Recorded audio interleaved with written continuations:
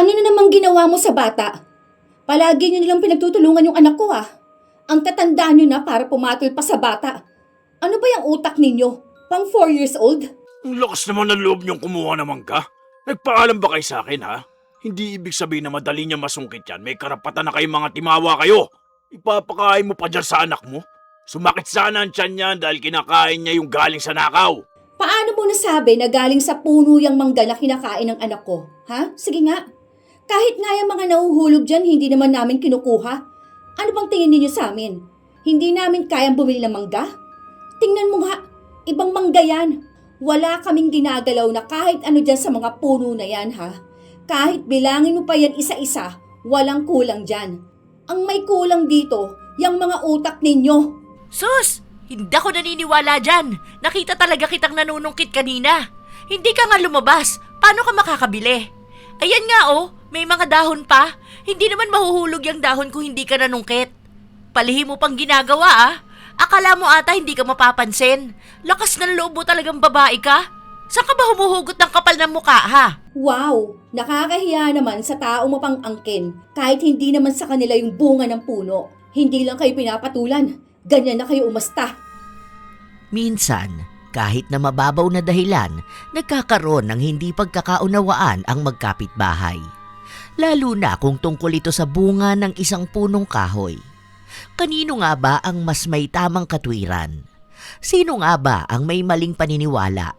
At paano mabibigyan ng leksyon ang mapang-angkin na kapitbahay?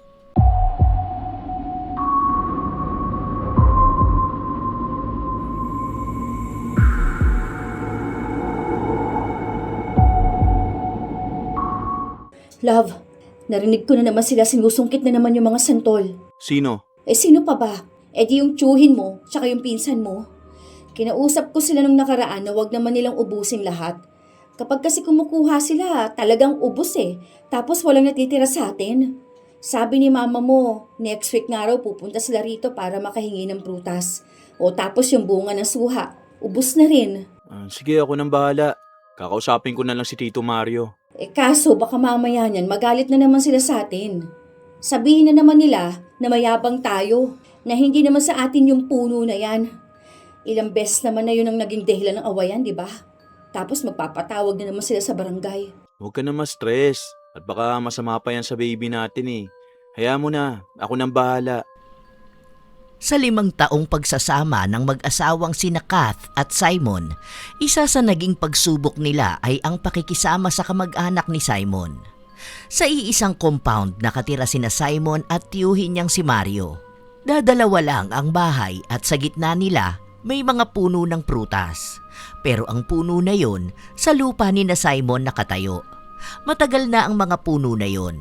Nakatayo na kahit noong mga bata pa lang sila. Dahil si Simon ang huling nag-asawa sa kanilang magkakapatid, sa kanya napunta ang luma nilang bahay kasama nga ang mga puno na yon. At tuwing magkakaroon ng bunga, laging kapitbahay nila ang nangunguna na manguha roon. Sa kadahilanan na ang ilang mga sangaraw ng puno ay nasa kabilang bahay na. Wala namang bakod sa pagitan nila dahil ayaw ni Mario na hatiin ang lugar na yon dahil yun daw ang natitirang pamana sa kanila ng mga magulang nila. Nagagalit pa nga siya sa kanyang kapatid, ang ina ni Simon, na bakit daw yun ipinamigay lang basta sa anak niya. Sa katunayan, hindi lang talaga puno o bunga ng prutas ang ugat ng hindi nila pagkakasundo. Maraming bagay pa. Isang araw, nasa labas si Mario. Nagwawali siya ng bakuran nila noong nakita niya ang pinsan niyang pumipitas na naman ng mga bunga. Curly, tama na muna yan. Dami na niyang nasa plastic Magtira ka naman para sa amin. Gusto rin niya ng asawa ko Bakit ba? Sabi sa akin ni Papa, kunin ko na tong lahat kasi ibebenta namin. Sa amin yung puno Bakit mo naman uubusin yung bunga niyan? Ikaw ba nagtanim nito? Hindi naman, di ba? Sa lolo natin to Tapos ipagdadamot mo pa? Pinagdadamot ko ba? Ang sabi ko, wag mong ubusin. Kasi gusto rin namin kumain yan. Pati pala yung suha, kinuha nyo na. Dito sa banda namin yung bunga Andyan banda sa bubong namin. Ibig sabihin nun, sa amin na yun. Teka, saang batas nagsasabi na sa inyo yung bunga kung nasa tapat ng bubong nyo yung sanga? Hoy, Huwag mo akong anuhan ng batas-batas dyan. Hindi ka naman abogado, no? Hindi ka nga nakagraduate ng college.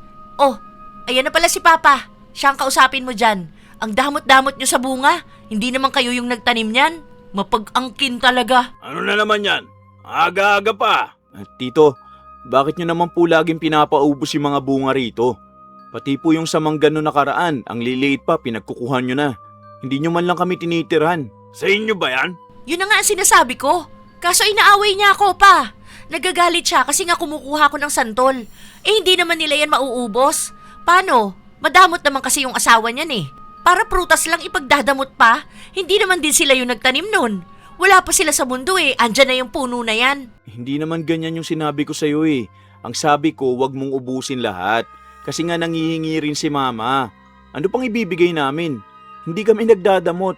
Sinasabi lang namin na sana magkaroon din kayo ng konsiderasyon sa amin. At anong karapatan mo magsalita ng ganyan, ha? Wala kang alam. Wala kang karapatan sa mga puno at bunga ng kahit na anong halaman dito. Paano pong wala? Nasa tapat po namin yan eh. Lupa po namin yan. Sa amin yan nakapangalan. Sa akin po mismo dahil na-transfer na ni Mama sa pangalan ko. Nakita mo na, pa? Ang sama ng ugali niya, di ba? Huwag mo na kasing gatungan, girlie. Nag-uusap na nga na maayos eh. Maayos ba tong ganito, ha? Aba, wala kang pag-aari na kahit ano dyan, ha? Galing yan sa tatay namin. Yung tatay namin na nagtanim yan. Hindi ibig sabihin na ipinangalan na sa'yo ng nanay mo ang lupa. Pati ang mga nakatanim niyan sa'yo na rin. Huwag kang suga pa dyan, ha? Kung legal naman pong usapan, sa amin po ang puno na yan. O kung ano man pong nakatanim sa lupa na nakapangalan na sa akin. Hindi ko na lang po yung pinapansin dahil kamag-anak ko po kayo. Pero wag naman po yung sobra. Gusto mo putulin ko pa yung mga puno na yan, eh. Wala akong pakialam kahit na mabagsakan yung bahay nyo. Hindi naman po pwede yung ganon, Tito. Pinapalaki nyo po yung gulo eh. Ang pinag-uusapan lang naman po natin dito yung mga bunga. Hindi naman po kami madamot. Pero sana po yung maayos naman po ang hatian. Hindi yung kada may bunga yung puno dapat lagi nyong uubusin. May nalalaman ka pang legal-legal dyan. Bakit? Anong pinag-aralan mo para malaman mo yung mga legal na paraan na yan? Naririnig mo lang yan na sinasabi ng asawa mo. College graduate nga yun. Nagpabuntis naman agad. Ayan, pangalawa na yung anak nyo pero mahirap pa rin kayo. Kaya kahit bunga ng santol, parang hirap na hirap kayong ipamigay. Sobra naman na yata yan, girlie. Hindi yan ang pinag-uusapan natin. Bakit naman napunta na sa personal namin buhay? Hindi naman kami humingi ng tulong sa inyo ah. Ay, leche. Tumigil ka na nga dyan, Simon. Aga-aga, pinapainit mong ulo ko, ah. Ibigay mo sa kanya lahat yan, girlie. Isaksak niya yung lahat sa baga niya. Hindi na. Kunin nyo na yan. Dali lang naman sana magkaroon na maayos sa pag-uusap. Pinapalala pa. Umirap lang si Girlie. Saka siya pumasok sa loob ng bahay nila. Bit-bit ang mga pinitas niyang santol. Walang asawa si Girlie. Pero may isa siyang anak at kasing edad lang yon ng panganay ni na Simon. Sa bahay siya ng tatay niyang si Mario nakatira. Dahil wala naman siyang naipundar na kahit ano para bumukod. Libre din kasi siya sa lahat. Lalo na may pera ang tatay niya. Kaya matapang din siya. Alam niyang hindi papalag sa kanya ang kapitbahay nila. Ilang araw pa ang lumipas, pinabayaan na lang nilang makuha ang mga bunga ng prutas. Minsan pa, nasa labas ng bahay ang 4 na taong gulang na anak ni Kath. Naglalaro yun. Maya-maya pa, narinig niyang umiiyak. Lumabas siya para tingnan. Anong nangyayari? Natamaan lang ng santol. Nanghihingi kasi siya eh. Binato ko sa kanya. Ngayon iiyak-iyak siya. Eh bakit mo naman binato? Pwede mo namang iabot ng maayos, di ba?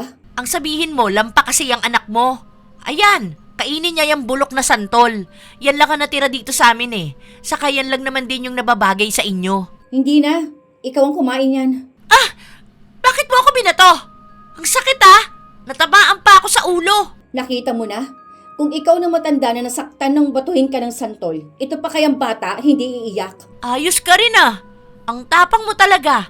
Malandi ka naman. Nagpabuntis pagkatapos makagraduate. At least ako may asawa at pinakasalan. Ang yabang mo eh, no?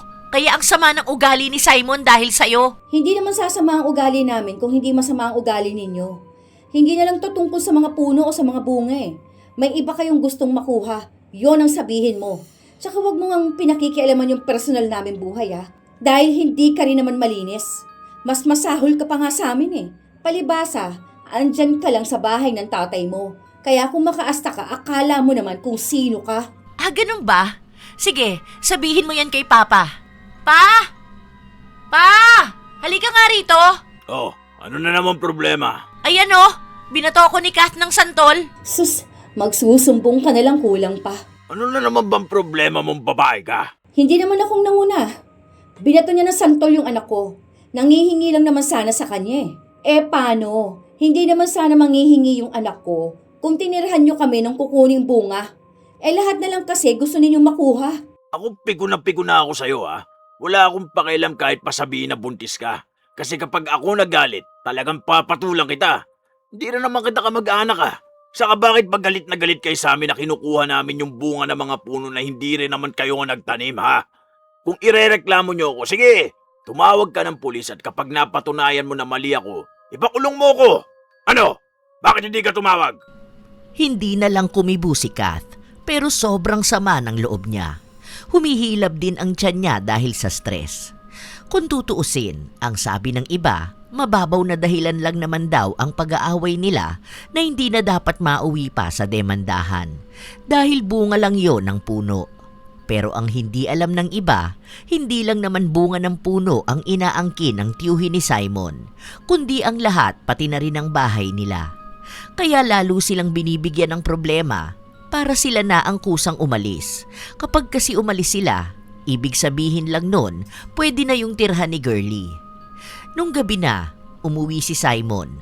Naabutan niya ang asawa niyang nakatulala lang sa sala. Love, okay ka lang ba?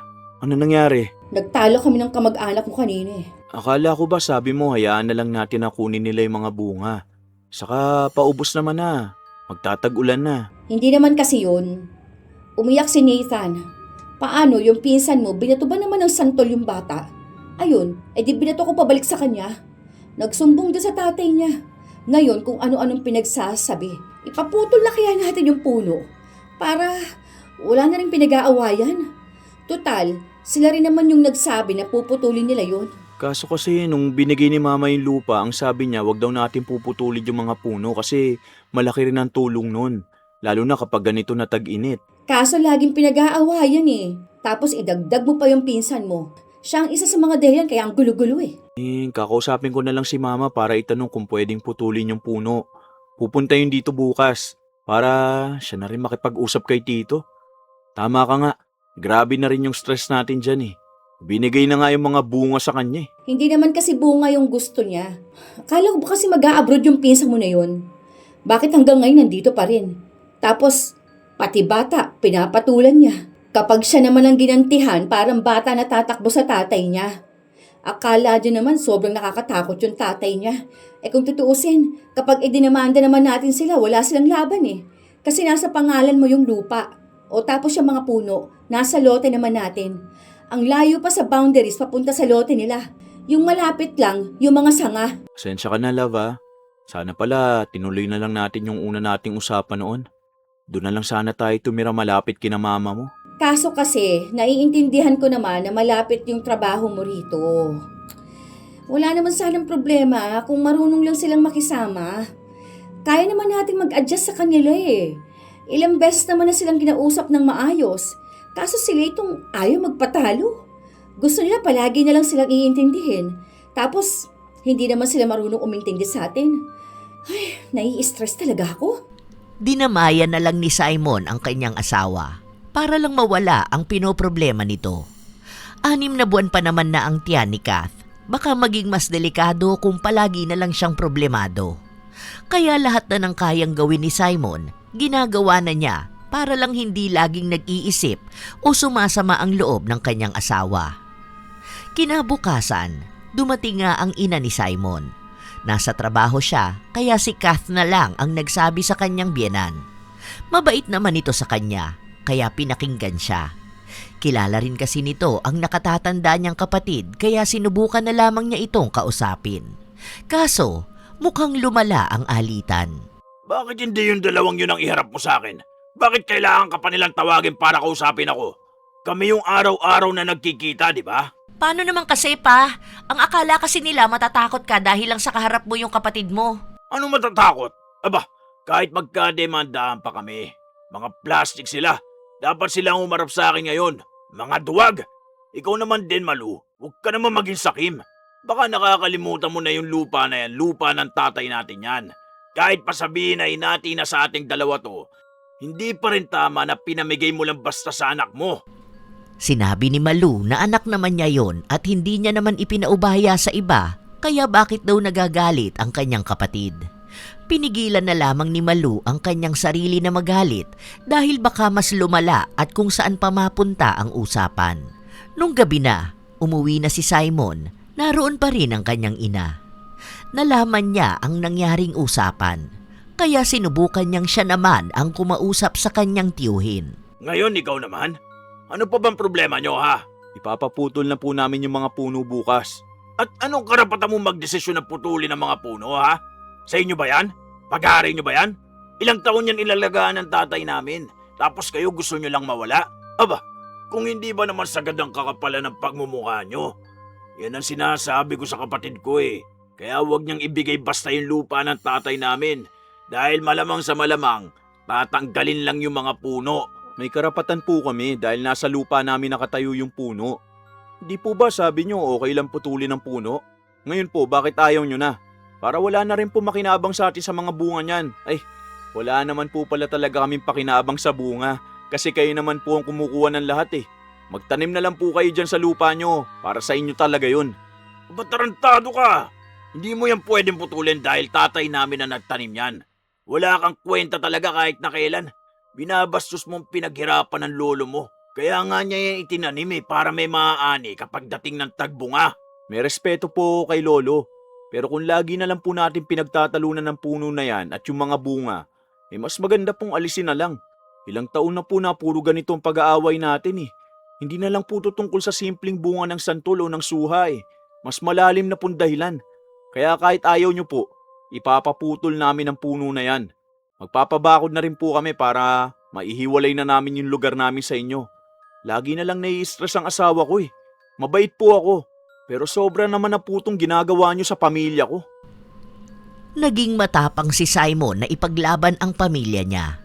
Kinabukasan, hindi siya pumasok sa trabaho dahil aasikasuhin nga niya ang pagpapaputol sa lahat ng puno na nasa lote nila. Para wala nang habulin pa ang kanyang tiyuhin at huwag gawing dahilan ang pagtatanim ng magulang nito para lang panghimasukan din ang buhay nila. Love, sure ka na ba dyan sa desisyon mo? Mas lalong nagagalit ang tito mo eh. Pinauwi ko na pala muna si mama mo ah.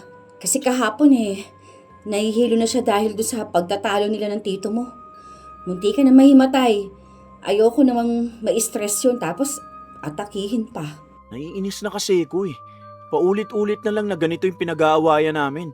Alam ko naman na sa lolo namin yung puno.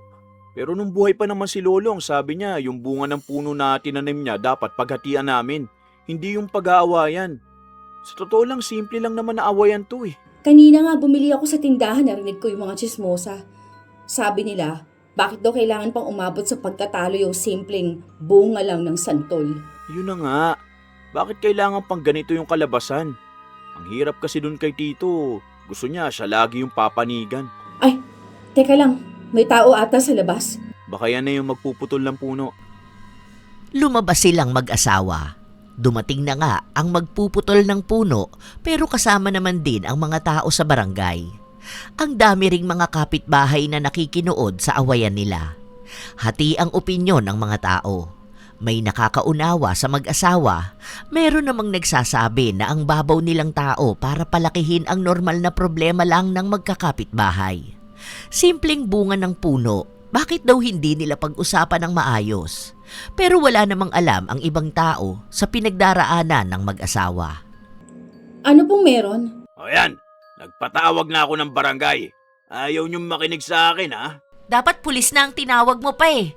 Para naman hulihin na yung mga oportunistang mag-asawa na yan. Alam mo bang ibig sabihin ng oportunista? Hindi yung narinig mo lang yon, ginamit mo na kahit na hindi mo alam ang ibig sabihin. Ay, ayan na naman si Matalino. Hindi niyo pwedeng basta putulin ang puno na yan. Ayan, sige, paliwanag niyo sa bobo na yan kung bakit hindi niya pwedeng basta putulin yung puno ng santol na nakatayo na dyan ng 30 years. Andyan na yung puno na yan, hindi pa siya pinapanganak. Gusto niyo lumala ang awayan natin, di ba? Idaan natin sa legal na paraan. Akala nyo natatakot ako't wala akong laban ha? Kinausap ang dalawa na kailangan nila ng permit para magputol ng puno. Hindi raw yun basta pwedeng alisin. Mabilis lang naman daw makakuha basta nasa kanila ang titulo ng lupa at mapapatunayan na nasa lote talaga na pag-aari nila nakatayo ang puno. Kailangan niya ring magbigay ng mga dokumento o dahilan para payagan silang magputol ng puno, lalo na at matandang puno na yon. Maayos ang naging usapan nila. Kaya isinantabi na lang muna ng mag-asawa ang away tungkol sa puno ng santol. At sa pagsasawalang bahala ng mag-asawa, naging mas lalong mayabang pa ang kapitbahay nila. Lumipas ang ilan pang mga buwan. Ubos na ang bunga ng santol at ang susunod nilang gustong makuha naman ay ang bunga ng langka. Nasa likod ng bahay ni Kath ang puno ng langka. May 3 nakasako na at alam nilang malapit na yung mahinog dahil nangangamoy na. Love, may pasok ka ba bukas? Kunin mo na yung langka tapos yung isa, ipadala natin kina mama. Yung isa sa atin, tapos yung isa kina kuya mo naman. Sabi kasi ng kuya mo, gusto niya ng langka, pero pwede naman yung minamatamis eh. May pasok ako ng umaga pero uuwi din naman ako bandang 2 p.m. Sige, kunin ko na lang yon. Sana naman wag tayong unahan ng tsuhin mo. Layo naman na niyan sa kanila eh. Saka nasa likod natin yun. Alam mo naman kahit ata nasa loob ng bahay natin yung puno, kapag may bunga sa kanila pa rin. Yung sa may mangga nga, nakaabang na agad sila, hindi tuloy namumulaklak. Hindi yan. Kaya nga uunahan na natin sila bukas. Akong bahala. Kinabukasan, matapos na asikasuhin ni Kath ang kanyang asawa para makapasok sa trabaho, bumalik siya sa pagkakatulog. Nagising na lang siya nung inaalog siya ng kanyang anak. Akala niya nang hihingi ng pagkain ng bata, pero tinuturo ng anak nila ang labas ng bahay. Nakarinig na lang ng umaapak sa bubong si Kath, kaya napabangon siya. Hindi pa siya nakakalabas. Narinig na niya ang boses ni Mario. Kunin mo na yung isa pa. Pwede na yan. Tito Mario, bakit niyo po yan kinukuha? At bakit hindi? Tinanim yan ng tatay ko. Baka sabihin nyo sa inyo yan. Kami po nag-alaga ng puno na yan. Kukunin na namin yan mamaya. Kinuha niyo pa lahat. Ulitin ko ha. Kaninong puno yan? Sino nagtanim yan? Kayo ba? Ilang beses bang ipapaalala sa inyo na yung mga tanim dito, sa akin yun. Dahil tatay ko lahat nagtanim ha? Meron naman po kayong tanim dun sa inyo, di ba? Hindi naman ay namumunga eh. Namatay na yata yung puno na yun. Ay, wag mo nga akong pagsabihan. Basta sa amin tong lahat. Kung gusto nyo bumili na lang kayo. Bakit nyo kasi inaalagaan mga puno dito? Kahit naman hindi nyo yan alagaan eh, mamumunga pa rin yan. Tumabi ka nga dyan. Wala na namang nagawa si Kath dahil kinuha na lahat ni Mario ang bunga ng langka. May mga puno naman sa lote ni Mario pero hindi namumunga katulad ng mga nasa lote ni na Simon. Kung may bunga man, kapag kukunin na nila ay bulok na o kaya ay hindi kasing tamis ng nasa kabila. Sinabi agad ni Kath ang nangyari sa kanyang asawa kaya pag uwi ni Simon, pumunta siya sa bahay ng kanyang tiyuhin. Kinuha niya ang isa sa pinakamalaking bunga ng langka. Narinig niya rin kasi na ipinamigay lang yon sa kapitan ng barangay na kaibigan ni Mario. Nagpapalakas lang ito sa kapitan para siya ang kampihan kahit na may mali na siyang ginagawa. Nung nalaman ni Mario na kinuha ni Simon ang langka, agad siyang sumugod sa bahay nito. May dala pa nga siyang itak. Nasa na ilang ka? Huwag naman po kayong ganyan. Talagang tinututukan niyo pa ng itak ang asawa ko eh. Baka gusto mo ikaw ang tagayin ko ha? Ibaba nyo nga yan. Alam nyo bang bawal tong ginagawa nyo? Pinagtatangkaan nyo pa ang buhay namin para lang sa simpleng bunga? Eh kung hindi ka ba naman tarantado, kinuha mo yung ibibigay ko kay kapitan. Napahiya pa ako kanina nung kukunin na niya dahil wala akong maibigay. Kayong mag-asawa ha? Wala kayong ibang ginawa kundi ang bigyan ako ng sakit ng ulo eh. Tama ka nga pa. Tapos partida niyan sinabi ko na kay Simon na ibibigay mo yan kay Kapitan pero anong ginawa niya? Sinabi niya pa sa akin na namimigay ka raw ng hindi naman iyo. Aba, kanino ba dapat yun?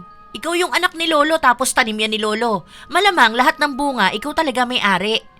Ang yabang kasi ng dalawa na yan eh. Akala mo kanila lahat. Pwede ba, girlie? Hindi ka naman nakakatulong eh.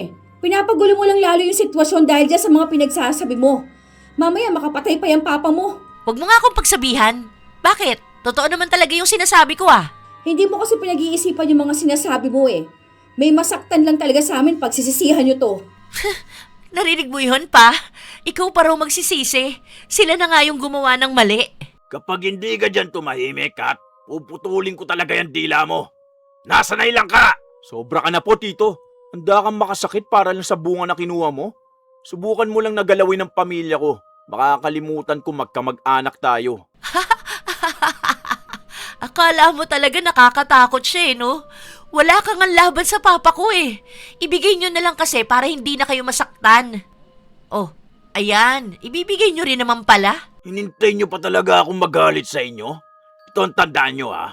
Wala kayong pag-aari na kahit na anong halaman dito. Nakatayo man yan sa lupa nyo. Sa akin pa rin yan dahil tatay ko nagtanim yan. Buwisit tong mga to. Pagtatagayin ko kayo dyan eh. Umalis ang mag-ama habang dinig nila ang nakakainis na pagtawa ni Girlie. Sakalang nakahinga ng maluwag si Kath, pero bitbit niya ang stress kaya muntika na siyang makunan. Mabuti na lang naagapan agad ng asawa niya at nadala siya sa ospital. Pinagsabihan sila na umiwas na lang muna sa stress dahil baka sa susunod matuluyan ng makunan si Kath. Galit na galit si Simon pero hindi niya alam kung paano siya makakaganti. Palala ng palala ang pag-uugali ng kanyang tiyuhin at ng kanyang pinsan. Love, matulog na tayo. Iisip kong lumipat na tayo ng bahay. Tinawagan ko si mama mo kanina eh. Sabi niya may nangungupahan na raw dun sa kabilang bahay. Pero paalis na rin daw yun. Kung lilipat daw tayo, sabihin na agad natin para kahit papano mapaayos muna nila yun bago tayo lumipat. Kaya pala tumawag sa akin si mama kanina. Hindi ko lang nasagot. Paano naman yung trabaho mo niyan? 2 hours yung biyahe mo niyan, papasok kung dun tayo. Gigising ka na ng mas maaga. Tapos, late ka na rin makakauwi. Okay na yun. Kesa naman dito, lagi na lang stress dala ng mga kamag-anak ko. Pasensya ka na talaga, love ha. Di kita maipagtanggol. Naisip ko rin na siguro ibigay na lang natin sa kanila yung mga gusto nila para hindi na nagkakagulo. Total, yung mga bunga ng puno na tanim ng lolo mo ang habol nila eh. Sa kanila na lang yun. Pero kasi di ba sa lote naman natin yung nakatanim? Ibig sabihin nun, sa atin na yun. Eh kung sa legal na usapan, oo, sa atin na talaga yun. Kaso kahit naman idaan natin sa legal ang usapan, hindi pa rin naman matitigilan yung tsuhin mo eh. Baka may mas malala pa siyang magawa sa atin. Baka nga mamaya niyan mapatay niya pa tayo. Nakakatakot maging sakim itong tito mo eh. Bunga lang yan ng puno na pwede naman sanang mabili sa palengke. Siguro, papahanap na lang ako ng trabaho sa kuya mo. Yung medyo malapit dun sa bibigay ni mama mo na bahay. Hindi ka rin pwede mawala ng trabaho kasi manganganak na ako. Pagtiyagaan na lang natin hanggang sa kaya natin. Mauubos din naman yung bunga ng puno, lalo na kung sakim yung pilit na umaangkin nun. Malalaman din naman ng puno yun. Sobrang problemado si Simon dahil lagi na lang siyang nag-aalala na kapag wala siya sa bahay nila, baka may mangyaring masama sa pamilya niya. Lalo na mukhang hindi titigil ang tiyuhin niya hanggang sa umalis sila at isuko na ang bahay at lupa. Ilang buwan ang lumipas hanggang sa nanganak na si Kath. Ang nag-aalaga sa kanya ay ang kanyang biyenan. Pinakiusapan kasi ito ni Simon na baka pwedeng tulungan muna si Kath hanggang sa kaya na niya. 1 buwan lang naman ang usapan nila. Noong magluluto ng sabaw si Malu para sa kanyang manugang, balak niyang kumuha ng dahon ng malunggay. Pero nagulat sila noong nakalbo na yun. Kinuha na pala lahat ni Girlie. Kahit na hindi naman nila yun iluluto, sinabi niyang kailangan niya. Para makaiwas sa gulo, bumili na lang si Malu. Halos 1 buwan ang nakalipas. Naging maayos na si Kath, kaya siya na ulit ang naiiwan sa bahay nila kasama ang mga anak nila ni Simon. Minsan pa, dumalaw ang isang kaibigan ni Kath. May dala itong mga prutas. Kasama na roon ang hinog na mangga. Binigyan pa ni Kath ang panganay niyang anak ng mangga at sa labas ng bahay kumain ng bata. Maya-maya pa, narinig na naman niyang umiiyak ang anak niya kaya lumabas siya. Ano namang ginawa mo sa bata? Lagi niyo lang pinagtutulungan yung anak ko ah. Ang tatanda niyo na para pumatol sa bata. Ano ba yung utak ninyo? Pang 4 years old? Ang lakas naman ng loob niyong kumuha ng mangga. Nagpaalam ba kayo sa akin ha? Hindi ibig sabihin na madali niya masungkit yan. May karapatan na kayong mga timawa kayo. Papakain mo pa dyan sa anak mo? Sumakit sana ang tiyan yan dahil kinakain niya yung galing sa nakaw. Paano mo naman nasabi na galing sa puno yung mangga na kinakain ng anak ko? Sige nga. Kahit nga yung mga nahuhulog dyan hindi naman namin kinukuha. Ano bang tingin ninyo sa amin? Hindi namin kayang bumili ng mangga? Tingnan mo nga, ibang mangga yan. Wala na kami ginagalaw sa kahit na ano dyan sa mga puno na yan ha. Kahit bilangin mo pa yan isa-isa, walang kulang dyan. Ang may kulang, yung mga utak ninyo. Sus, hindi ako naniniwala dyan. Nakita talaga kita na nanunungkit kanina. Hindi ka nga lumalabas paano ka makakabili? Ayan nga may mga dahon pa. Hindi naman mahuhulog yung dahon kung hindi ka nanungkit. Palihim mo pang ginagawa Akala mo yata hindi ka mapapansin. Lakas ng loob mo talagang babae ka. Saan ka ba humuhugot ng kapal na muka, ha? Wow! Nakakaya naman sa tao mo pang angkin kahit na hindi naman sa kanila yung bunga ng puno. Hindi lang kayo pinapatulan, ganyan na kayo umasta. Saka pinapahinog ko nga yan dahil may padadalan ako niyan. Bilang ko lahat yan. Kapag may nagkulang na isang piraso dyan, malalagot ka sa akin. Di ka marunong magpaalam ha. Dala yan ng kaibigan ko. Ayan may orange at apple pa. Baka sabihin ninyong inyo rin yan. Baka bigla kayo magkaroon ng ganyang tanim. Akala niyo naman, kayo lang may afford ng ganitong prutas. Sa inyo na lahat yan. Nagpakita ang kaibigan ni Kath at sinabi niyang binili niya yon sa bayan bago siya bumisita. Pero pinagpipilitan pa rin ng mag-ama na magnanakaw si Kath dahil sa pagkuha niya ng mangga. Gusto na ngang makipag-away ng kaibigan ni Kath, lalo na at inis na inis ito sa bunganga at pag-uugali ni Girlie. Sa mga lumipas na araw, kinuha na ni Mario ang bunga ng mga mangga. Wala siyang pinalampas na pwedeng makuha ng mag-asawa. Hindi na lang talaga nakikipagtalo sina Kath at Simon. Grabe din kung manamantala ng puno si Mario. Hindi niya iniingatan ng mga yon kada kukuha siya ng bunga. Para bang utang na loob pa ng mga puno na kumukuha siya ng bunga. Hanggang sa isang araw, nagkaroon ng matinding bagyo sa lugar nila. Malupit ang hampas ng hangin, kaya lahat ng bunga ng punong nakatanim ay nagsilaglagan. Walang natira kahit na ang pinakamaliit. Ubus lahat Wala na yan. Hindi na yan mamumunga ngayon. Next year na ulit yan. Ang daming sayang Hayaan mo na yan. Wala rin naman tayong nakukuha dyan Para isang taong manahimik si na Tito. Ano kayong reaksyon ng lolo mo kapag nalaman niyang ganyan ang ugali ng anak niya? Galit nga sa kanya si Lolo Kaya naman namatayin si Lolo, inatake sa puso dahil sa kanya. Naalala ko pa nun, ilang taon ako nun, siguro mga 10 or 11 pa lang ako nun. Nagtatalo sila kasi nga gusto niyang kunin yung buong compound. Di ba nga siya yung panganay, sabi niya sa kanya dapat lahat.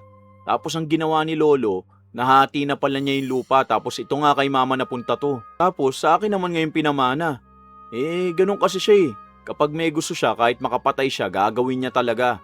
Makuha lang yung gusto niya. Nakakatakot Ngayon nga lang ako nakakilala ng ganyan tao Ang dami ko namang nakakasalumuha noon sa Maynila noong doon pa ako nagtatrabaho. Tapos iba't ibang masasamang taong nakilala ko na at nakita ko na. Pero bukod tangi yung tsuhin mo. Parang mas mahihiya pa si Satanas kapag nagkaharap silang dalawa. Pero alam ko may balik din naman sa kanya yung mga ginagawa niya. Basta tayo, gumawa na lang tayo ng paraan para makatakas sa ganitong sitwasyon. Ilalayo ko rin kayo sa ganitong buhay. Bahala na silang tamasahin yung balik ng masama nilang ginagawa sa tao. Nung natapos na ang bagyo, nagagalit si Mario dahil naubos lahat ng bunga ng puno. Wala naman siyang ibang masisisi dahil kagagawan niyo ng bagyo at walang may kagustuhan na mangyari yun. Halos kalahating buwan ang lumipas, walang paramdam ang mga puno kung mamumunga ba ang mga ito.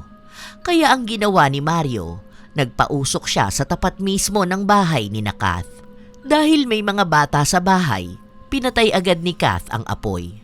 Hoy! Hoy! Teka nga! Ano yung ginagawa mo, ha? Bakit dito kayo nagsusunog? Ang baho ng usok, dumidiretso pa sa bahay namin. Yung mga anak ko na peperwisyo ninyo. Aba, lumalabang ka na naman. Baka gusto mong tagain ka ng papa ko. Pinagbibigyan na nga kayo na sa inyo na yung mga bunga. Wag nyo naman kami istorbohin. Nakakasama sa kalusugan yan. Kailangan nga raw pausukan ng mga puno para mamunga. Paano? Hindi nyo inaalagaan. Bakit naman namin aalagaan? Hindi naman yan sa amin, hindi ba? Kaya dapat lang na hindi kayo bigyan ng bunga dahil ganyan kayo sa amin. Feeling nyo naman mahalaga kayo? Kahit naman alagaan namin yan, hindi nyo pa rin naman kami bibigyan. Tsaka tingin mo ba mamumunga ng masagana yung puno kung ang pinapang-usok ninyo plastic? Tapos ayan, gulong, tapos mga goma. Hindi nyo ba alam na nakakasama yan? Naglalabas siya ng kakaibang kemikal na nakakasama sa kalusugan ng tao at sa kalikasan. Mas marunong ka pa sa amin? Yung papa ko lumaki na kasama ni Lolo magtanim. Malamang alam niya yung ginagawa niya. Ginawa mo na namang tanga yung papa ko. Kaya siguro namatay yung mga puno dun sa inyo. Ganyan pala kayo mag-alaga. Kahit kanino ka magtanong, hindi ganyan ang pagpapausok. Nagmamagaling kasi kayo Tsaka inaalagaan ng puno May buhay yan. Kaya kapag nagtampo yan, wala kayong makukuha na maayos na prutas dyan. Alam mo naman pala bakit hindi mo ginagawa? Bakit? Hindi naman sa amin yan basta. Huwag kayong magsusunog ng goma at gulong sa harapan ng bahay namin. Magkaroon naman kayo ng utak. Hindi na nga kayo pinapansin kung ano-ano pang ginagawa ninyo. Palala kayo ng palala. Ang sabihin mo, wala kang malasakit. O baka wala ka naman talagang alam. Feeling mo, alam mo yan tungkol sa mga puno at pagtatanim. Ang alam mo lang naman, mag-anak ng mag-anak Sus! Makaalis na nga, nakakasira ka ng mood. Hindi sila nakikinig kay Kath. Lagi pa rin silang nagpapausok ng goma o kaya ay lumang gulong. Ang sabi ni Mario, mas malakas daw kasi ang usok nun, kaya ibig sabihin, mas mabilis ang pagtubo ng mga bunga. Ang nangyari, nalanta ang mga dahon. Kahit natagbunga na ng santol, walang nailabas kahit na isang bunga ang tanim nila. Naglagas din ang mga dahon kahit yung sa iba pang mga puno. Kaya ibinaling ni Mario ang galit niya sa mag-asawa. Ayan, mga malas kasi kayo kaya nagkaganyan ang tanim ng tatay ko. Kung hindi sana kayo nakatira dito, maayos na mumunga yan Kaya dapat umalis na kayo rito para bumalik yung sigla ng mga puno. Kapag may maitim na elemento talaga sa isang lugar, minamalas sa mga tanim. Na para bang kami pang itim na elemento Nakakaya naman sa may maiitim na budhi dyan. Nagdadamot kayo, kaya pinagdadamutan din kayo ng puno. Bakit sa amin kayo nagagalit kung mali kayo mag-alaga ng puno? Nung kami nag-aalaga niyan, ang hitik niyan sa bunga. Kaya nga sobrang dami kayo kung kumuha. Tapos ngayon na kamay nyo na ang gamit sa pag-aalaga, nagtatampo na yung puno. Sinasadya nyo yata yan para mawala na yung bunga para makapagdamot kayo sa amin. Kapal ng mukha nyo Huwag nyo akong aangasan Nasabi ko sa inyo, hindi ako natutuwa sa mga galawan yung ganyan. Pinaubaya na nga namin lahat ng puno sa inyo Hindi na namin kasalanan kung hindi kayo nabibigyan ng bunga. Hindi na namin yan kontrolado. Yun kasi yung sinasabi ko sa inyo, na hindi sa lahat ng pagkakataon bibigyan kayo ng puno ng bunga. Lalo na kung hindi naman ninyo pinapahalagahan. Nung may bunga nga yan grabe kayo kung makapitas, di ba? Tapos pinuputol nyo pa yung sanga. Nakakaramdam yan dahil kahit na halaman yan, may buhay yan. Lagi mong sinasabi na tanimin ng tatay mo, pero hindi mo naman pinahalagahan. Sinasamantala ninyo yung bunga. Sus! Baka kamo may ginawa talaga kayo dyan. Di ba nga gusto nyong ipaputol noon? Baka yun nga ang dahilan kaya nagtampo yung puno na yan. Kaya lahat ng tanim walang namumulaklak kahit isa. Ako ba talaga? Kaya pala lahat ng puno dyan sa inyo namatay na rin. Kasi para namang napakagaling ninyo mag-alaga. Mas marami pang ang puno sa inyo Paano? Kung ano-ano lang din ang tinatapon nyo doon. Tapos kinakawawa ninyo yung mga puno. Huwag ka mangaral dyan na parang alam mo lahat. Mamumunga yan. At kahit na isang bunga dyan, wala kayong makakain. Sige lang. Okay lang sa inyo na lahat ng bunga. Kahit naman sagana ang bunga niyan, wala naman na talaga kayong binibigay sa amin Kaya sa inyo na lang po lahat Kasi nga po, tatay niyo yung nagtanim ng mga yan. Ilang linggo ang lumipas, hindi pa rin nagpaparamdam kung magkakaroon ng bunga ang puno. Ang ibang puno sa mga kapitbahay nila may mga bunga na. Sa loob ng 30 taon, yun ang unang beses na hindi nagbigay ng bunga ang puno. Isang araw, naglilinis ng bakuran si Kath. Nagdidilig din siya ng mga halaman. Kahit nasabihin ni Mario na hindi kanila ang mga puno, naaawa pa rin si Kath sa nangyari. Kawawa naman kayo. Ang tamis pa naman ng mga bunga ninyo. Ngayon kahit isang bulaklak wala man lang. Hindi ko alam kung gusto ko pa bang magbunga kayo. Kasi magiging balahura lang din naman sila sa inyo. Tapos sa mga bunga ninyo. Sana matuto sila ng leksyon sa mga pinaggagawa nila. Yung pagiging mapang-angkin nila, tsaka pagiging masama ang ugali nila. Araw-araw na kinakausap ni Kath ang mga puno at dinidiligan niya ito. Inaalagaan kung paano niya alagaan ang mga yon nung unang lipat niya ng bahay. Ang sabi pa nga kay Kath ng lola niya, magaan daw ang kamay niya pagdating sa mga halaman. Kaya minsan, kahit na parang wala ng pag-asa ang puno o halaman, nabubuhay pa kapag siya ang nag-aalaga. Mahilig din kasi siya sa halaman. Noong bata pa siya, kasama siya ng lola niya na nagtatanim noon sa probinsya. Kaya alam niya kung mali ang pamamaraan ng pag-aalaga ng ibang tao sa puno. Ilang buwan ang lumipas, nagkaroon ng bunga ang santol. Bilang lang yon, pero kahit na paano, mas maayos naman kaysa sa wala. Kung si Kath ang tatanungin, magpapasalamat siya sa puno na nagbigay pa ng bunga kaysa ang magreklamo. Dahil puro reklamo ang naririnig niya sa mag-ama na kumukuha ng bunga. O pagbuisit na puno to, napakadamot sa bunga. Ang liliit pa. Kunin mo na nga lahat dyan, girlie. Siguraduhin mo makukuha mo yan ha. Huwag kang magtitira ng kahit na isa. Baka kunin pa ng iba dyan. Siguraduhin mo na nakuha mo talaga lahat ha. Ayan pa, hindi gaanong halata na meron bandaron. Hawiin mo yung dahon. Tanggalin mo na lang para sigurado na walang maiiwan na bunga. Huwag po kayong mag-alala. Hindi po kami nagkaka-interes sa bunga niyan. Alam naman namin na gusto ninyong kunin lahat eh. Bakit makikipagtalo pa kami para dyan?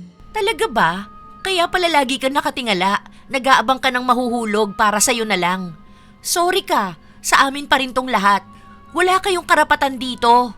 Kung gusto mo, iyon na lang yung buto. Okay lang. Enjoy lang. Kaya naman namin bumili niyan eh. Ang mura lang kaya. Tsaka, hindi naman namin hilig kumain ng ganyan. Hindi kasing tamis ng mga naunang bunga ang nakuha nila, pero naubos pa rin nila yon. Iniinggit pa nga ni Girlie ang anak ni Kath, pero mabuti na lang bumibili sila ng prutas at pinagsasabihan ng anak nila na hindi lahat ng bagay na meron ng iba dapat nilang kainggitan. Lagi niyang pinapangaralan ng anak niya para hindi ito nagmumukhang kawawa, lalo na kapag pinapakita ni Girlie na laging may prutas ang anak niya. Mabuti na lang din at matalino ang anak ni Kath na pagsasabihan nito. Lumipas ang ilan pang mga araw hanggang sa kalagitnaan ng gabi, bigla na lang nagising ang mag-asawa sa pagsigaw ni na Girlie at Mario. Nataranta pa nga si Kath dahil akala niya ay may delubyo nang nangyayari. Ano nangyari, love? Tingnan mo nga ron. Nakakagulat naman. Bigla akong ninebyos. Akala ko may sunog ni. Ang sakit tuloy ng ulo ko. Hindi ko alam, pero masakit daw tiyan nila eh. Yun lang yung narinig ko. Kasi nagrereklamo si Girlie na humihilab yung tiyan niya. Masakit lang pala tiyan nila eh. Bakit kailangan pa nila magbulabog ng tao? Anong oras pa lang oh? May pasok ka pa sa trabaho. Tapos alam na kasarapan ng tulog ngayon. Dapat ba alam ng lahat kung masakit ang tiyan nila? Gano'n naman talaga sila eh. Alam mo naman na kapag nagdurusa sila, kailangan pati ibang tao magdurusa rin. Tulog na ulit tayo. Sakit lang naman ang tiyan yun eh. Halos lahat naman ng tao sumasakit ang tiyan. Hindi naman ganun ka-OA sa reaksyon nila. Nambubulahaw lang yung mga yan. Baka naman kasi kung ano-anong kinakain nila kaya sumasakit ang tiyan nila. Baka mamaya bulok na yung prutas, inubos pa nila. O kaya yung mga ninanakaw nilang bunga. Baka mamaya may lason pa yun. Hirap din naman kasing pagsabihan ng mga kamag-anak mong yun eh. Ewan ko, hayaan mo na. Sila naman yun eh. Matatanda na yan. Kaya na nilang alagaan ang sarili nila. Yun ang simula na palagi nang masakit ang tiyan ng mag-ama. Yung anak lang ni Girlie ang hindi nananakit ang tiyan. Akala nila nung una ay normal lang yun, hanggang sa nabalitaan ni Kath ang nangyayari sa dalawa. Tila ba may kakaiba na? Hindi lang basta sakit na madaling magamot. Mukhang mas malalim pa ang problema ng dalawa. Isang araw, nung walang pasok si Simon, napag-usapan ng dalawa ang nangyayari kina Mario at Girlie. Totoo kaya yun, love? Palagi raw may lumalabas sa kanilang malaking buto ng santol. Yun lang yung narinig ko eh. Kasi naging usap-usapan din sa labas yung biglang pagkakasakit nila. Alam mo naman mga marites sa atin, isang kwento mo lang, kakalat na agad sa lahat. Baka naman kasi nilulunok nila pati yung buto ng santol. Di ba nga sabi, masama yung lunukin? Kung ano-ano na naman kasing ginagawa nila. Tama lang yun. Para naman manahimik sila. Sa bagay, baka ganun nga ang ginagawa niya. Sobra naman yun. Ang dami na nga nilang nakakain, pati ba naman yung buto lulunukin pa nila? Imposible naman na hindi nila alam na masamang nilulunok yung buto ng santol. Matanda na sila para hindi malaman yun. O baka naman binabaliwala nila kasi sila naman yung mas tama palagi, di ba? O edi, deserve talaga nila yung nangyayari sa kanila na ganyan. Ganun sila kasugaha pa, di ba? Bukas pa lang sila magpapadoktor yata. Tama lang yun sa kanila. Akala kasi nila walang karma yung ganyan sa ginagawa nila eh. Baka pati yung mga bunga nagalit din sa kanila. Buti na lang din, hindi dama yung anak ni Girlie. Doon ako mas maaawa kaysa sa kanila. Huwag na natin silang problemahin. Karma na lang din yung sumisingil sa kanila, love. Kasi kung mabuti silang tao, wala naman sanang ganyang problema. Nasa pag-uugali lang din kasi yan. Kahit na magpunta sa doktor ang mag-ama, walang ibang makapagpagaling sa kanila. Kaya sa mga sumunod na linggo, kahit paano, naging tahimik at payapa ang buhay ng mag-asawa. Walang laging nanggugulo sa kanila. Lagi rin nilang naririnig ang dalawa kapag sumasakit ang tiyan nila.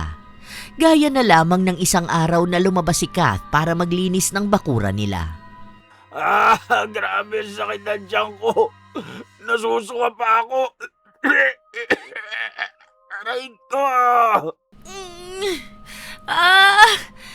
Ang sakit nga rin ng tiyan ko pa. Nanghihina na nga ako eh. Yung hilab niya parang may gumuguhit. Bakit kaya ganito? Hindi naman tumatalab yung gamot na iniinom natin. Ang mahal pa naman. Ito na naman. Aray ko. Hindi na ako makatayo. Grabe. Aray ko, sakit ng tiyan ko. Teka lang, ako mauna sa banyo. Aray ko. Napapailing na lamang si Kath sa nakikita niya.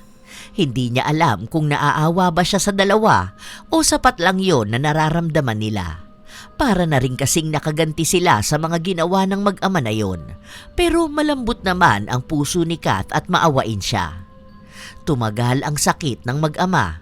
Nagkaroon din ng bali-balita na baka raw kinukulam silang dalawa at ang gamit na parusa ay yung santol. Nung una, tinatawanan lang ni Kath ang mga usapin na ganon dahil hindi naman siya naniniwala sa kulam. Isa pa, bakit naman daw santol pa ang gagamitin? Baka kaya ganon ang nangyayari na sobrahan sa pag-angkin ang dalawa. Naalala niya kasi na yung mga bunga na kinuha nila, inubos lang ng dalawa. Pinapakita pa nga sa kanila na sarap nilang ubusin yun. Pero bukang naniniwala sina Mario sa usaping kulam, kaya sumugod sila sa bahay ni Kath. Galit na galit nga si Mario. May bit-bit pa siyang itak. Walang iya ka. Sino sa inyo nagpakulam sa... sakit. Ito na naman ang kirot ng tiyan ko.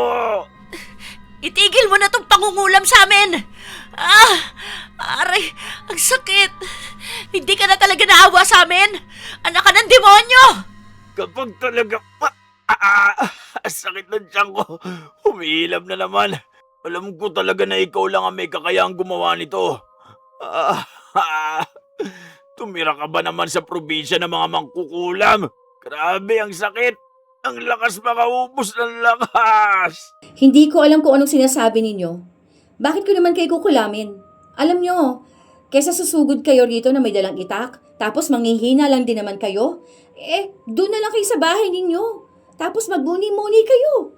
Baka hindi kulam yan Baka may dapat kayong matutunan. Sa oras talaga magkalakas ako. Yari ka sa akin, mangkukulam ka. Susunugin kita sa apoy gaya ng mga kalahi mo. Grabe ang sakit. Hindi ko na kaya. Tulong! Kahit na sunugin ninyo ko, hindi pa rin kayo gagaling dahil hindi naman akong may gawa niyan sa inyo. Ewan ko, bakit ba akong una ninyong naiisip ha? Hindi nyo pa nga napapatunayan kung totoo ngang bintang ninyo na kinulam kayo At kung totoo man yon, tama lang yan. At doon pa ako sa mangkukulam kakampi. Sasama ba naman ang mga ugali ninyo? Humihiyaw sa sakit ang mag-ama pero walang tumutulong sa kanila. Kahit si Kath, pinababayaan lang silang masaktan. Paano? Sila ang sumugod na may dalang itak at handang manakit. Pasalamat na lang din si Kath na walang lakas ang dalawa at kada magagalit sila, doble ang sakit na nararamdaman nila. Gumagapang na lang ang mag-ama hanggang sa makabalik sila sa bahay nila.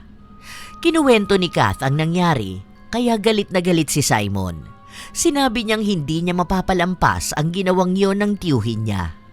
Nagdemanda siya dahil sa paulit-ulit na pagbabanta sa buhay niya. Ngayon ka talaga maggagaganyan sa atin kung kailan... lintik na dyan to. Sumasakit na naman. Puwisi talaga. Hindi na natapos-tapos to. Makakaganti rin ako sa ginawa niyong to sa amin. Tandaan niyo, hindi ako nagpapatawad at hindi ako nakakalimot ng ginawa ng isang tao sa akin. Babalikan ko kayo at sisiguraduhin kong pagsisisihan yung ginalit niyo ako ng gusto. Bakit kayo ang gaganti?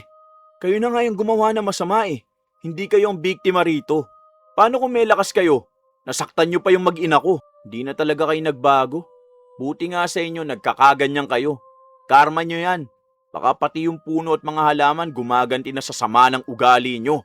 Kung may dapat na makarma dito, walang iba kundi kayo. Dahil kayo yung masasama ang ugali. Sa oras talaga na gumaling ako, may paglalagyan kayo. Huwag niyo akong lalong ginagalit.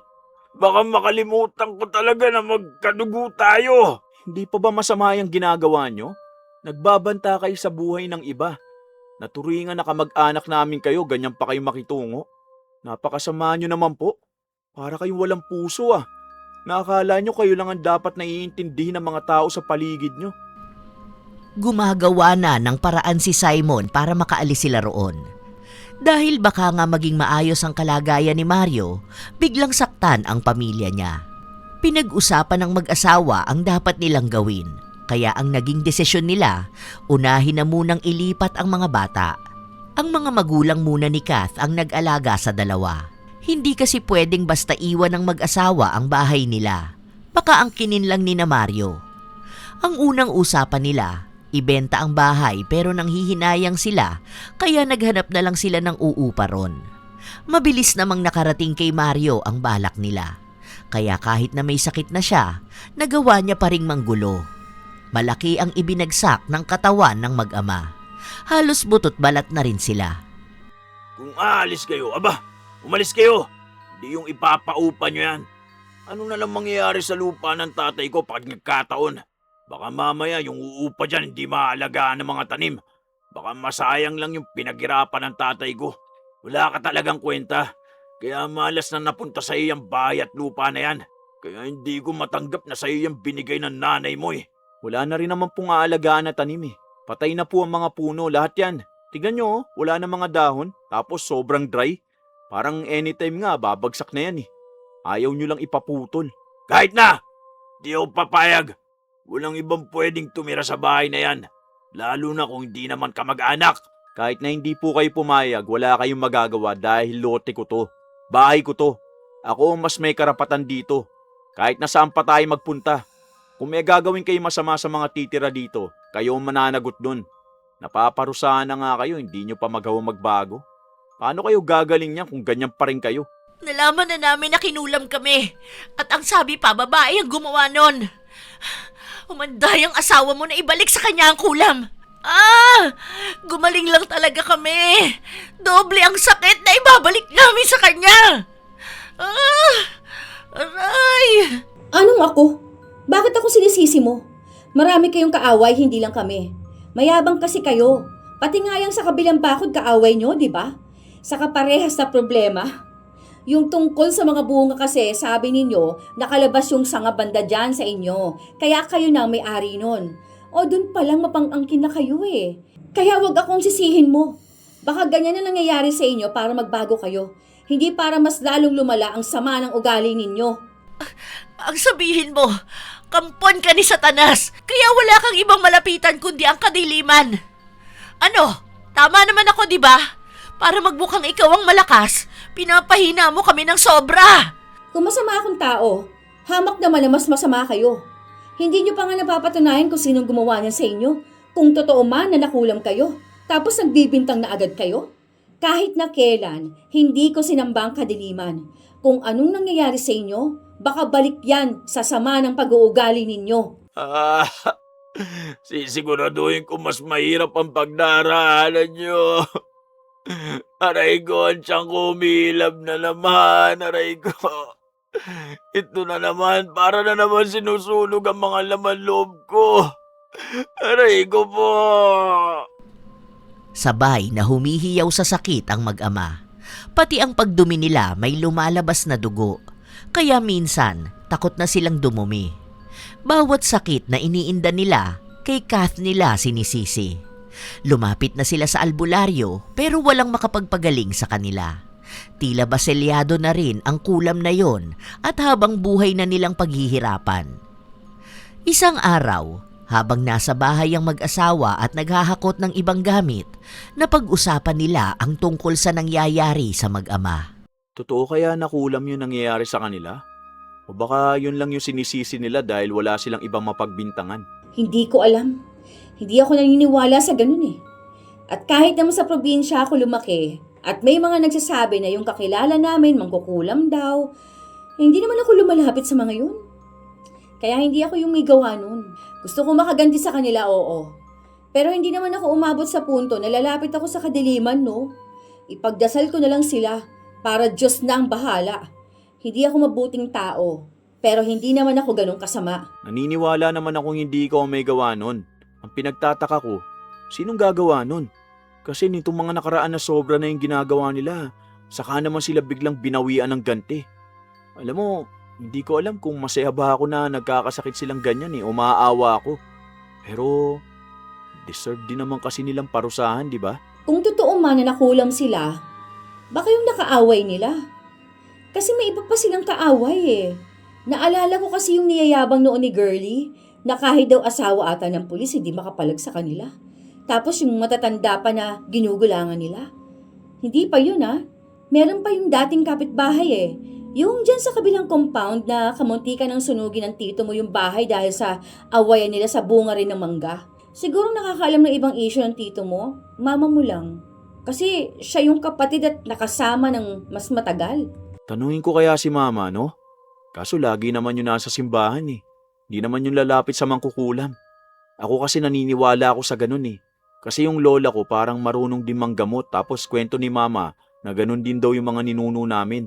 Pero kung manggagamot yung mga ninuno namin, malamang niyan ayaw ni mama sa mangkukulam. Kasi alam niyang mas doble ang balik nun sa kanya kapag nagkataon eh. Baka sabi lang sa kanila na kulam sila. Pero ang totoo nun, nagkasakit na sila kasi lahat na lang inaangkin nila. Eh syempre, minsan, hindi naman natin alam kung anong balik sa isang tao nung masama niyang ginawa, di ba? Tingnan mo nga, sa sobrang sama ng ugali nila, wala nang nabubuhay na halaman sa lupa na to. Sayang lang yung iba. Ang lulusog pa naman, kaso nagsawa na rin sa kanila. Sa bagay, saka kung malakas sila, baka kung ano-ano na namang pinaggagawa nila. Samantalayin na natin para makalayo na rin tayo sa kanila. Hindi rin naman kasi sila nakakausap na maayos eh. Pero pabakuran mo na yung dito sa atin ha, para hindi naman kawawa yung lilipat. Baka sila ang mas stress eh. Total sa atin naman na yung lote. Siguro naman may karapatan na tayong bakuran yung sa atin. Oo, yan nga rin ang bala ko eh. Bukas nga kakausapin ko si mama para makahiram kami kay kuya ng pera. Babayaran ko naman siya eh. Yung magiging bayad ng magrerenta rito sa kanya ko na ibibigay. Kasi may work naman ako eh. Para lang mapaayos na to. Para makabukod na. Matagal na dapat ganun yung gagawin eh. Kaso laging matapang si Tito Mario. Nagtuloy-tuloy ang pag-aasikaso ng mag-asawa at hindi na sila napigilan pa ni na Mario. Malaki rin kasi ang problema nila. Bukod sa sakit na hindi mawala-wala, nauubos na rin ang pera nila. Ang anak naman ni Girlie, kinuha na lang muna ng kapatid niya para may mag-alaga. Muntika na nga itong mapaampon dahil hindi na nila maharap. Wala na ring panahon para mapaaral at maalagaan ng bata. Naging malaking dagok sa buhay nila ang sakit at parusa na yon. Kahit na anong pilit nilang isisi sa ibang tao ang nangyayari sa kanila, mas lalo lang din silang nahihirapan. Isang araw, may nagpunta na albularyo sa bahay ni na Mario. Pang-ilang albularyo na yon sa linggo na yon, pero hindi pa rin nila sigurado kung mapapagaling ba sila. Nakikinig lang si Kath sa nagiging usapan. Malakas ang boses sa loob dahil sa pagsigaw ng dalawa habang ginagamot sila. Love, ang marites mo naman dyan. Baka mamaya isipin na nagmamatsyag ka na naman dyan. Alam mo naman ang mga issue nila ngayon. Hindi. Naririnig ko lang naman yung sigaw nila eh. Tapos pinipilit nila makausap yung mangkukulam. Pero wala sila makausap. Pero sabi ng albularyo, imposible raw na ganun. Kung sakali man na hindi na nila nakakausap yung mangkukulam, pwede raw na patay na yun. Baka naman matagal na silang nakulam. Alam ko pwede yung ganun eh. Dati nga may napapanood ako noon parang 2 years na bago lumabas yung kulam o bago lumala at naramdaman. Kasi minsan daw hindi yun agad naaagapan, di ba? Ewan ko. Kung pwede lang sana makausap yung albularyo, no? Kaso baka mamaya mapagkamalan pa na ako yung nagpakulam sa kanila. Pinagbibintangan na nga tayo eh. Tsaka baka mamaya isipin na chismosa ako. Ayan no. Humihiyaw na naman sa sakit yung mag-ama. Medyo naaawa na ako sa kanila sa totoo lang. Kahit na ang yabang pa rin nila kahit na ganyan na yung nangyayari sa kanila. Ay, tumataas ang mga balahibo ko sa kilabot. Tama na. Ayoko na. Hindi ko na kaya. Akala ko ba magagamot mo kami? Parang lalo mo lang kami pinahirapan. Ayoko na. Sakit. Aray ko. Aray! Grabe, tama na! Hindi ko na kaya! Parang mas gusto ko nalang mamatay kaysa habang buhay na ganito yung nararamdaman ko. Ang sakit! Parang awa nyo na, tama na to!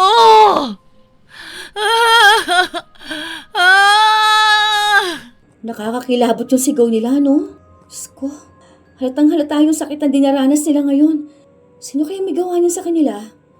Medyo napapaniwala na ako ngayon sa kulam na ganyan. Kaya ang hirap din maging masamang tao na kumakalaban sa iba eh. Kasi pwede kang kulamin. Uy, nagtataasan yung balahibo ko, love. Parang iniiwan na yung tiyan ko. Grabe, tama na. Hindi ko na to kaya. Parang susuka na ako ng dugo sa sobrang sakit. Tama na. Ayoko na. Aray! Magpapakabait na ako. Huwag lang ganito. Sakit. Patawad po. Patawad na sa nagawa kong mali. Sakit. Parang humihiwalay na yung kaluluwa ko sa sobrang sakit. Grabe. Tulong! Ayoko na!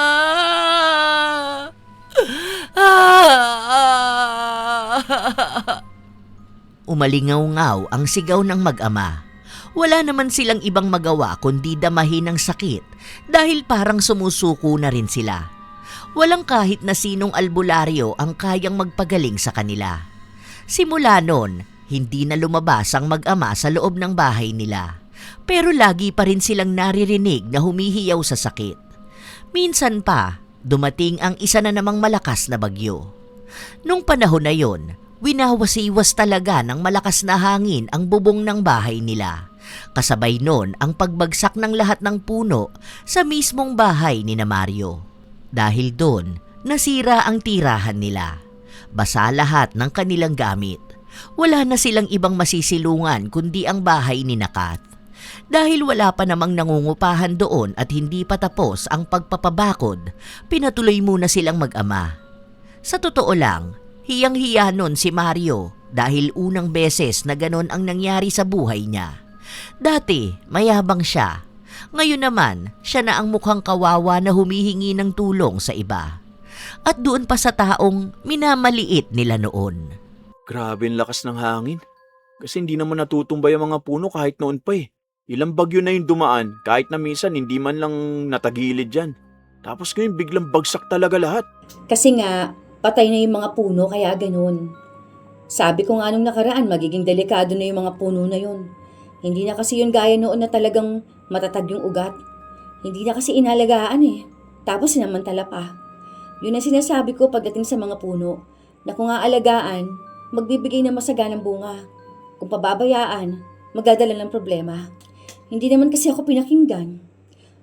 Oo nga pala, love. Bigay mo pala yung lugaw dun sa tito at pinsan mo, ha? Baka nagugutom na sila eh. Bagong luto lang yan, mainit pa yun. May itlog na rin doon, pakibalatan na lang pala. Ayusin ko lang yung kabilang kwarto na pwede nilang pagtulugan. Ako na lang ang kukuha. Kaya ko pa naman kumilos. Hindi na ako na. Di ka na nga makalakad dyan oh. Umupo na lang kayo dyan ni Tito. Iaabot lang naman tong pagkain sa inyo eh. Magpalakas ka muna bago ka ulit magyabang na kaya mo. Kaya mo, kapag tapos na ang bagyo, aalis din kami agad dito. Ipapaayos ko yung bahay namin. Di naman kami tatagal sa paghingi ng tulong na to eh. Baka mamaya pagyabang nyo pa sa ibang kapitbahay na tinulungan nyo kami. Isumbat nyo pa to sa amin. Okay lang po. Alam ko naman na ayaw nyo magtiis dito. Saka, aalis na rin naman kami. Magpapaupa na kami rito. Konti na lang naman matatapos na yung pagbabakod. Hindi na po natin kailangan magplastikan. Kung may galit tayo sa isa't isa, hindi naman yun mawawala eh. Konting tulong lang tong pagpapatuloy namin sa'yo. Hindi rin namin to isusumbat sa'yo pagdating ng araw. Kaya kumain na po kayo dyan. Kahit na hindi naging maayos ang pakikitungo ng mag-ama sa kanila, hindi pa rin nila ito pinabayaan. Dahil ayaw na ayaw ni Mario na nagmumukha siyang kawawa, hindi nagpakita ang mag-asawa na para silang naaawa. Kahit na ang totoo, gusto sana nilang makatulong para umayos ang pakiramdam nila. Kahit na hindi rin naman nila alam kung anong tulong ang magagawa nila. Isang araw, nung medyo makulimlim ang langit at may mga kulog, sumasabay ang paghiyaw ng mag-ama sa sakit. Grabe na tong parusa na to sa akin. Ayoko na. Sobrang sakit na nito, aray ko. Parang awa niyo na. Kung sino man gumagawa nito sa amin, tama na. Ayoko na. Sana tapusin na to. Hindi ko na talaga kaya. Ang sakit-sakit na. Ilang buwan ang ganito. Ang hirap. Aray ko.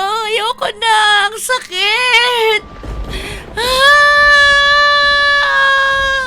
Kung sino mang nagawan ko ng mali, patawad. Maawa ka na, ayoko na.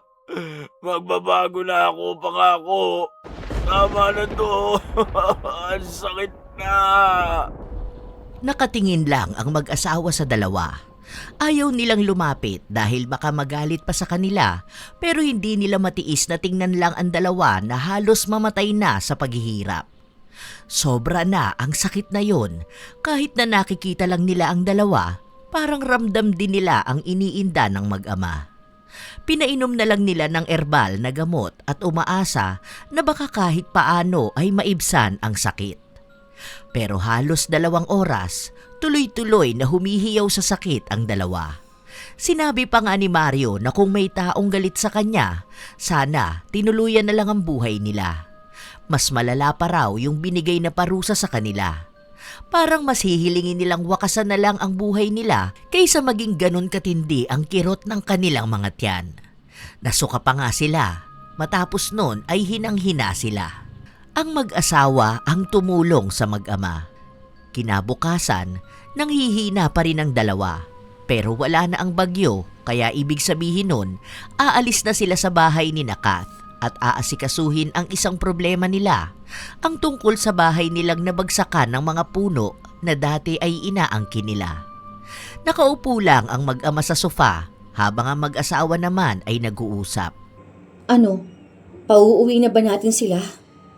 Naawa ako sa kanila kahit na pinagbantaan nila yung buhay natin. Kahit na ilang beses na tayong sinisisi, kaya sila nagkakaganyan. Alam mo, ako talaga minsan masaya ako kapag may napaparusahan. Pero kapag nakikita ko naman na awang-awa na ako. Di ko rin alam eh. Kaso malamang niyan si Tito naman magsasabi niya na uuwi na sila. Kasi ayaw niya na kinakaawaan siya tapos ayaw na ibang tumutulong sa kanya. Gusto niya kasi yung laging siyang mukhang malakas at bayani. Kahit na ganyan na halos mamatay na sila sa sakit nila. Gusto mo ba kausapin na lang muna natin sila? Siguro naman mas maayos na silang kausap ngayon. Nung mga nakaraan nga, ang tahimik lang nila eh. Kung anong binibigay natin, tinatanggap nila. Noon kasi kapag nagbigay tayo, ang dami nilang reklamo. Tungkol naman saan yung pag-uusapan? Kahapon nga, kinausap ko na si Tito kaso hindi siya kumikibo. Nakatulala lang siya. Hindi ko rin alam. Baka kasi ayaw niyang sumagot. Kasi iniisip niya wala naman silang nagawang mabuti sa atin. Pero bakit ang bait pa rin natin sa kanya, di ba? Sinubukan ng dalawa na kausapin ng mag-ama. Noong una, hindi pa nga kumikibo si Mario dahil parang sinasampal siya ng katotohanan na madali lang palang mawala sa kanya ang lahat ng pinagyayabang niya noon at magmumukha siyang mahina sa mga taong minamaliit niya lang noon. Pero mukhang sa mga nangyari sa kanila, may kaisipan ding nagbukas sa kanya. Isang bagay na nagpamulat sa kanya na dapat sanang pagbabago na dati niya pa ginawa. Tito Mario, bukas na lang po kayo umuwi din sa inyo ha. Tumawag pa kami ng tutulong para tanggalin yung mga puno na bumagsak sa bahay ninyo. Pasensya na kayo. Naging pasanin pa kami. Nakakahiya na masyado tong nangyayaring pagtulong nyo sa amin. Wala po yun. Kamag-anak pa rin naman namin kayo Kahit na lagi nyo kaming inaaway. Kapatid ka pa rin naman po ni Mama. Pasensya na kayo sa mga nagawa namin noon ha. Nakakahiya man humingi ng tawad pero sana mapatawad nyo ako. Naging mayabang ako nung malakas pa ako Tapos lahat din naman pala ng ipinagyayabang ko. Ganun lang kadaling bumagsak. Pasensya na kayong dalawa ha. Sorry. Totoo po ba yan? Parang sa tagal po natin magkakilala at magkasama, ngayon ko lang narinig sa inyo yung salitang sorry. Ako rin, Simon. Sorry sa pagiging maldita ko, ha?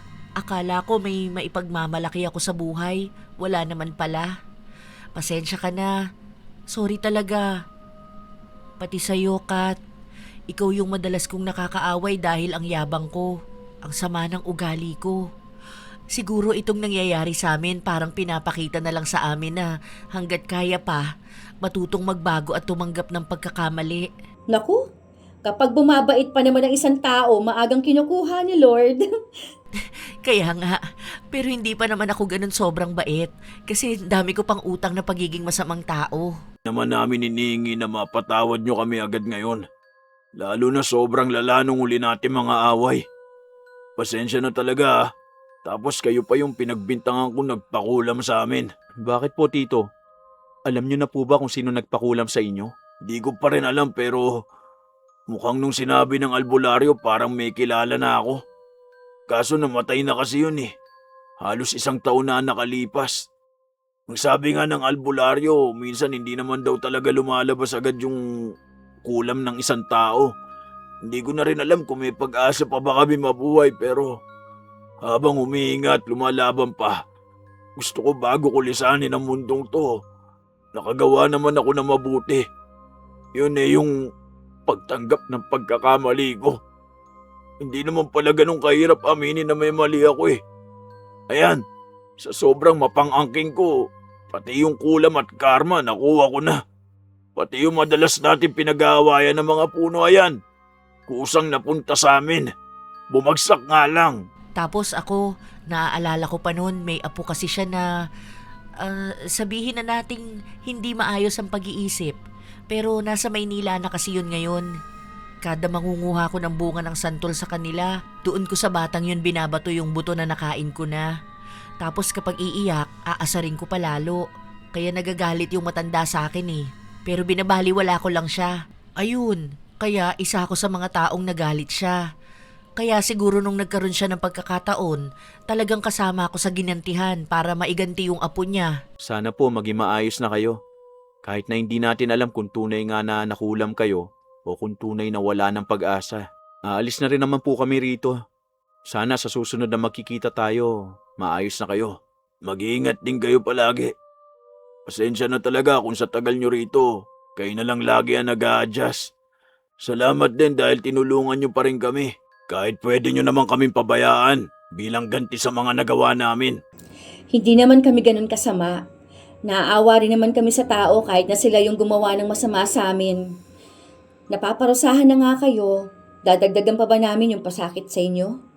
Sobra na nga ang naging balik sa inyo Nagkaroon sila ng kapatawaran ng mga panahon na yon. Kasabay na rin ng pagbalik sa bahay ni na Mario ang pag-alis ng mag-asawa. Walang malinaw na paliwanag sa kulam na nangyari sa mag-ama, pero alam na ni Mario ang palaging nagiging bunga ng pagiging masamang tao. Ang tao na tinutukoy niyang kumulam sa kanila ay yung tao na dating kapitbahay nila. Yung lola ng nasa kabilang bakod. Ang awayan nila tungkol din sa santol, marahil yun ang dahilan kung bakit gano'n na lang kalala ang balik sa kanila. Hinamon din kasi ni Mario noon ang matanda na magpatayan sila.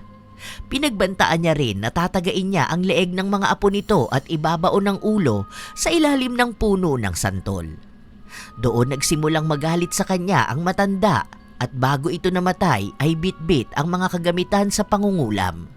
Yun ang isa sa hinihinala nilang dahilan kung bakit hindi sila magamot ng kahit na sinong albularyo. Ilang buwan ang lumipas, hindi pa rin gumagaling ang mag-ama. Pero kahit na paano ay nakakakilos na sila. Malaking tulong din ang paghingi nila ng tawad sa pamilya na minsan nilang naagrabyado. Isang araw, nasa bagong bahay nila ang mag-asawa. Nakita nila ang bago nilang kapitbahay na nanunungkit ng bunga ng puno ng isa pa nilang kapitbahay. Naalala ko si tito mo at yung pinsan mo. Kapag ganitong panahon yan, naku, simot na nila yung mga bunga. Ngayon, wala nang masisimot kasi wala nang puno. Oo nga eh. Pero nagtatanim na raw ulit. Kaso hindi naman gaanong marunong magtanim si Tito. Kasi si Lolo yung mas may alam nun. Saka si Mama. Pero siguro matututo rin siya. Wala kasi siyang pinagkakaabalahan ngayon eh. Buti na lang kahit papano nakakatulong na sa kanila yung mga kapatid ni Girlie. Bisita kaya tayo doon, no? Hindi na ba talaga gumaling yung kulam nila? Hindi na raw yun. May nakausap silang albularyo ulit eh. Ito nung nakaraan lang. Kasi may chat sa akin si Girlie. Nagbalita lang ba? Bali ano raw, parang medyo nabawasan lang yung tindi ng kulam sa kanila. Kasi sa tulong ng albularyo tapos medyo may pagbabago na sa ugali nila, ganun. Lagi na rin kasi nagsisimba yung mga yun eh. Noon di ba hindi naniniwala si Tito na may Diyos? Oo nga, naalala ko pa yun noon. Pero kahit pa paano, may magandang dulot yung parusa sa kanila. Kahit na sa maling paraan yung ginawa. Bisita tayo dun minsan, gusto mo ba? Bukas, wala kang pasok, di ba? Sige, pwede naman. Bumisita sila sa bahay ni na Mario. Payat pa rin silang mag-ama pero hindi gaya noon na akala nila hindi na kayang bumangon pa. May konting usapan, balitaan at konting tawanan. Noon nila nagagawa yun. Noon hindi nila nagagawa yun dahil kapag nagtatagpo ang mga landas nila, madalas na puro sigawan ang nangyayari. Ang sabi ni Girlie, nasa pangangalaga pa rin ng kapatid niya ang anak niya. At minsan sa isang buwan kung makita niya, nagsusumikap din siyang mamasukan bilang kasambahay para kahit daw paano matulungan niya ang kapatid niya sa pantustos sa anak niya. Nakakaawa ang kalagayan nila, kaya kahit na hindi gaanong mayaman ang mag-asawa, tumutulong pa rin sila. Lalo na malaki na ang pagsisisi ng dalawa dahil parehas silang mag-ama ng ugali noon. Parehas na mayabang. Parehas na gustong laging tama. Sa ngayon, buhay pa rin sina Mario at Girlie. Pero matanda na si Mario, hindi na rin siya gaanong nakakatayo. Kaya si Girlie na lang ang sumusuporta sa kanya sa bahay. Habang sina Kath at Simon, maayos ang kanilang buhay at kumikita sa pamamagitan ng pagpapaupa ng dati nilang bahay. Minsan talaga, mababaw na dahilan lang ang pinag-aawayan ng magkapitbahay. Tunay naman na hindi maiiwasan ang pagtatalo tungkol sa simpleng bunga lang ng punong kahoy. Pero kadalasan, hindi naman talaga ang bunga ang ugat ng alitan, kundi ang pakiramdam na lamang, ang pagnanais na laging masunod, at ang paniniwala na kapag mas matagal ka sa isang lugar, mas marami kang karapatan kaysa sa iba. May mga tao rin kasi na habang tumatagal, nasasanay na ang kinin, hindi lang ang bagay kundi pati ang kapayapaan ng ibang tao. Hanggang sa dumating ang punto na kahit maliit na usapan, nagiging dahilan para lumaki ang tampuhan at masira ang samahan na matagal namang binuo. Ang puno, namumunga kapag inaalagaan. Ganon din ang relasyon sa kapitbahay at kapamilya. Kapag puro kuha at walang pasasalamat, darating ang panahon na kahit anong pilit, wala nang maibibigay. Hindi dahil madamot ang mundo, kundi dahil napagod na itong unawain. Sa huli, ang simpleng bunga ay pwedeng maubos at mabulok. Pero ang respeto kapag nawala, mas mahirap nang ibalik. Kaya naway magkaroon ng respeto at huwag maging mapang-angkin na kapitbahay. Kayo mga apo, naranasan nyo na rin bang magkaroon ng kapitbahay na mahilig ding manguha ng bunga ng punong hindi naman sila ang nag-aalaga? Ano sa palagay nyo ang isa sa bagay na natutunan nyo sa ating bagong kwento? Maaari nyo yang ibahagi sa amin. Naway natuwa kayo sa aming bagong kwentong ibinahagi. Ako ang inyong Lola Telang at maraming salamat sa palagi ninyong pakikinig mga apo.